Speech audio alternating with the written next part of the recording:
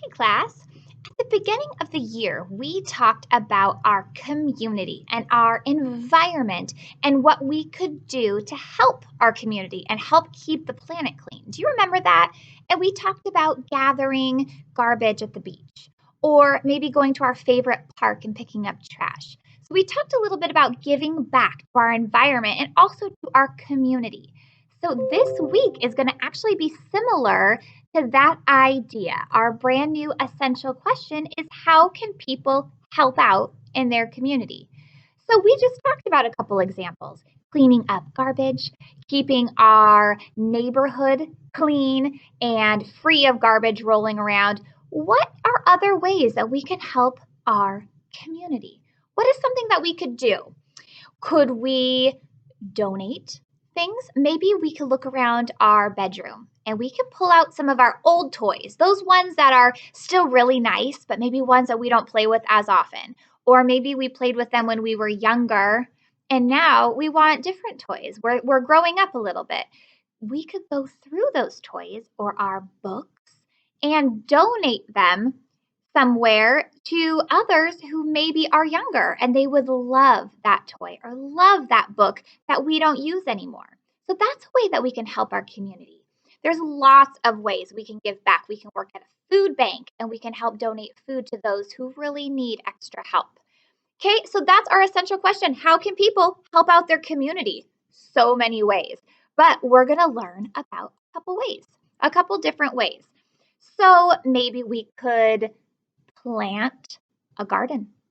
What if we created a planet or planted a garden where we could help the planet too? Because that helps with the environment and it helps to bring more oxygen for us to breathe and animals to breathe when we plant plants and trees. That's another way to help out our community and to create a great space.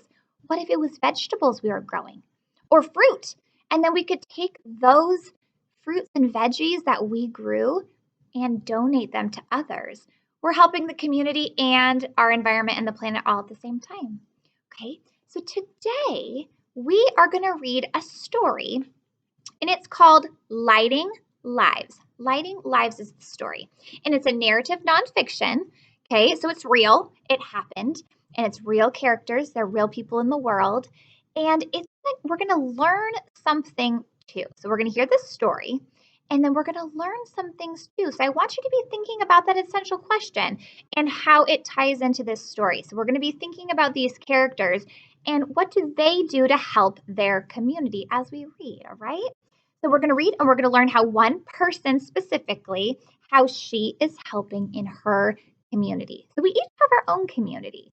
So ours is, it could be Bradenton as a whole, or it could be our neighborhood, could be our community. So maybe the street that you live on or the town or the apartments that you live in, that could be your community. And then we could think even broader, the whole state of Florida maybe. And that is our huge community of Floridians, like we all are. Okay, so I want you to be listening. It's called Lighting Lives. I'm going to show you a picture of this sweet lady.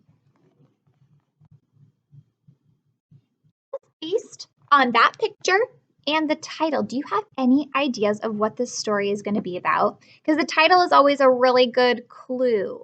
Always a good clue. And we're going to figure out why we think the author wrote this story too, okay? So I want you to be kind of thinking about the essential question. How does she give back to her community? And then we're going to be thinking about too, just put it in the back of your mind. We'll talk about it at the end. Why did the author write this story? Okay, we want to know that. We want to find the answer to that as well. Alrighty, so listen up. It says, when Debbie Tiwa was your age, her home had no electricity. What's electricity? The lights, right? The lights.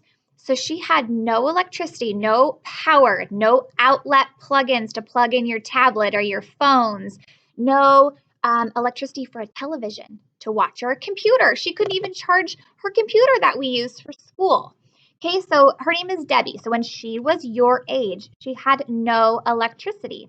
She could not flip a light switch to read at night. She lit a candle. She could not cook on a stove or a microwave oven. Her family had to cook over a fire to heat their food. Debbie lived in Arizona, When she was 10, she moved to a new home. Her new home had electricity.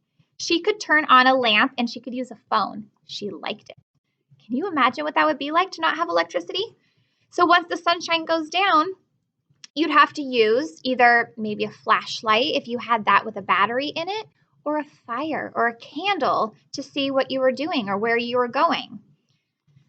Here's a picture of the houses. It shows that she lived in a home and it had small windows like this one, and there was not a lot of light, so it was dark.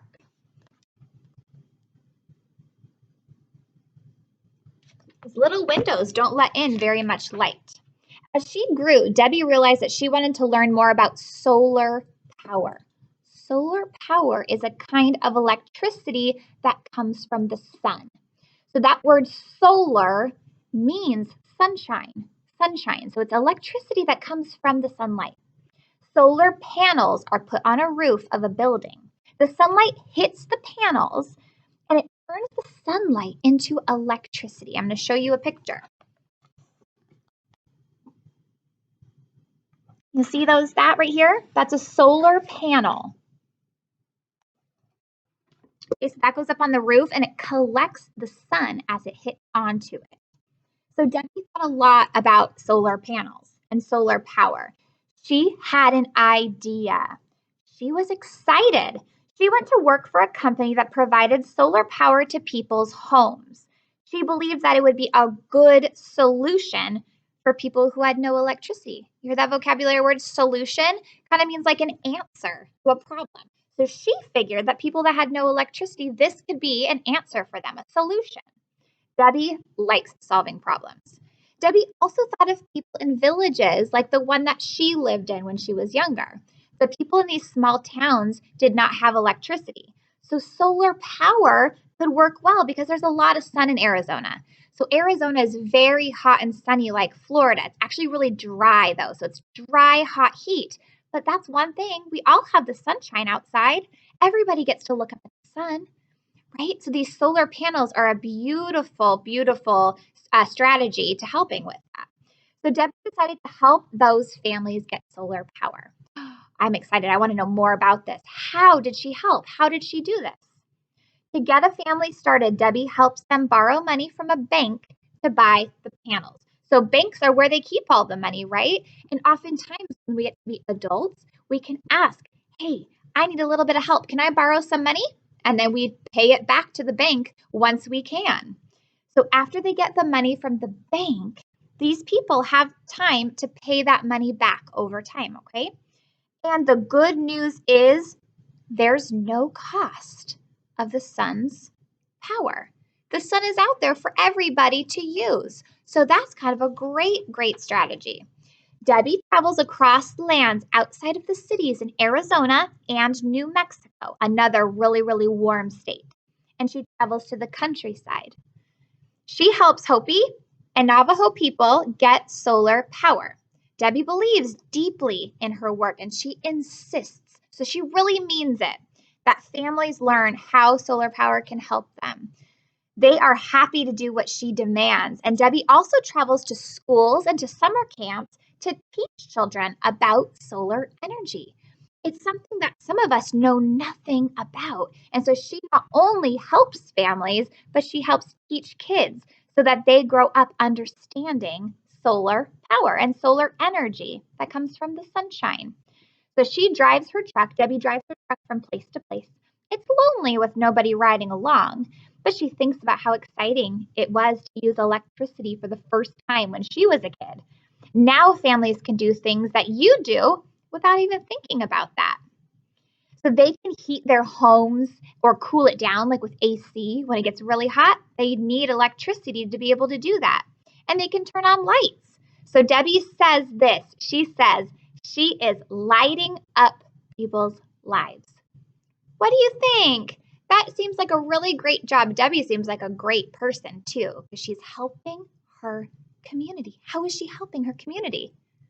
By providing them with the knowledge of what solar power is. And also she goes into the house, she helps them. She helps get the money from the bank and she helps teach them and show them how to set up these solar panels to get electricity. Wow, Debbie is really cool. Here's a picture of her. one of the children to teach about solar power. Sweet lady. All right, guys. So I want to ask you a question now that we learned all about Debbie and solar power. What or why do you think the author wrote this story? So when we think of like the author's purpose, when we think about what is the reason that they wrote this story, we think of three things.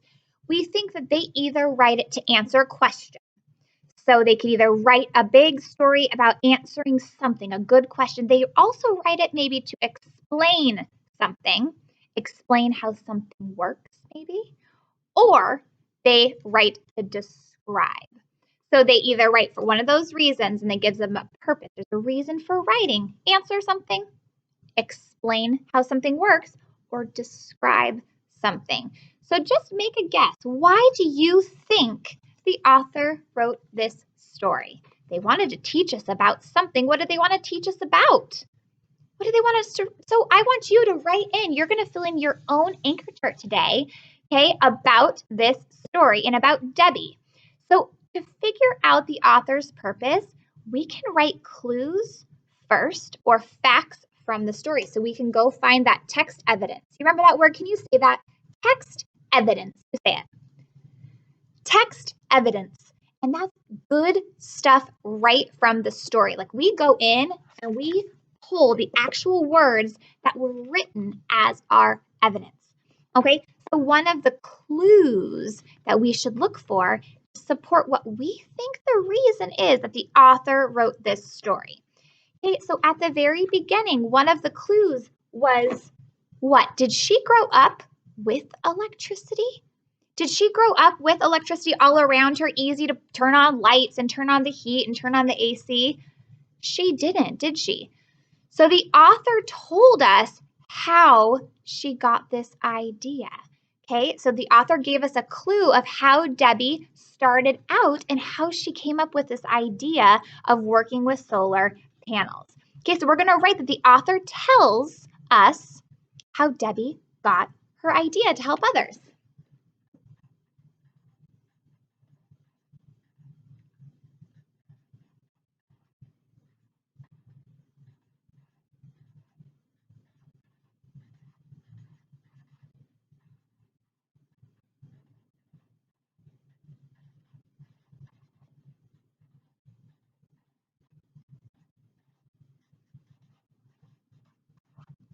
Okay, so that's clue number one. I'm going to turn that so you can see it. So I just wrote that the author tells us how Debbie got her idea to help others. Okay, so I'm going to post the pictures. You can scroll down and see them, and you're going to see the pictures of this text. I want you to reread it if you need to, and find a couple of other clues. Just find two, and I want you to think and figure out if you know the author's purpose, which is why did they write this?